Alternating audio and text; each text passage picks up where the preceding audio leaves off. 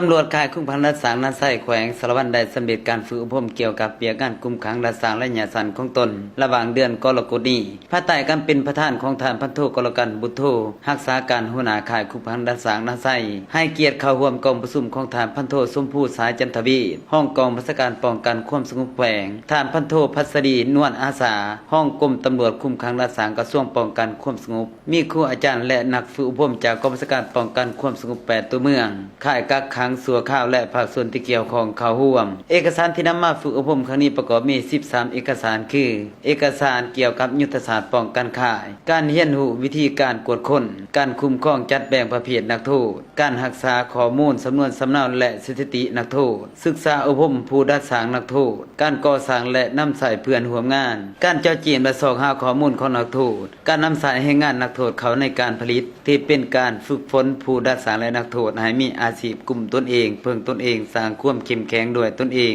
ทราบซึ้งแน่นเกี่ยวกับการปฏิบัตินโยบายต่อข้าเจ้าตามความจริงการฝึกอบรมประกาศองค์การจัดตั้งตำรวจคุ้มขังรักษากระทรวงป้องกันความสงบและท้องถิ่นได้มีความเป็นเอกภาพจัดตั้งปฏิบัติเวียกงานตามการเห็นดีและตกลงของฐานรัฐมนตรีกระทรวงป้องกันความสงบเพื่อเน้นให้พนักงานประจำค่ายคุ้มขังรักษาได้มีความเข้มงวดและหูจักสืบค้นหานักโทษผู้ที่มีแนวคิดค่อนแค้นแนวคิดสร้างกลุ่มสร้างพวกสร้างโอกาสลอยหลักต้นนี้พนักงานประจำค่ายทราบซึ้งแน่นกฎระเบียบวินัยเล็กของกำลังป้องกันความสงบหูจักหน้าที่ภาระบทบาทความรับผิดชอบมีสติต่อเล่ห์เหลี่ยมกลลวงของฝ่ายกองกันขามและกลุ่มคนบุรีที่พวกเขาขาดค่าคนอื่นด้วยการซื้อจ้างจอบอ้อยให้กับฝ่ายตนพ้นความผิดเคียงคู่กันนั้นฐานห้องกองบัญชาการป้องกันความสงบแขวงก็ได้ให้เกียรติมอบใบอย่างยืนให้นักฝึกอบรม15สหายขึ้นเมื่อจัดตั้งปฏิบัติเวียกงานคุ้มขังที่ตนได้เรียนรู้มามุ่นสายให้แต่ละเมืองให้เกิดประสิทธิผลสูง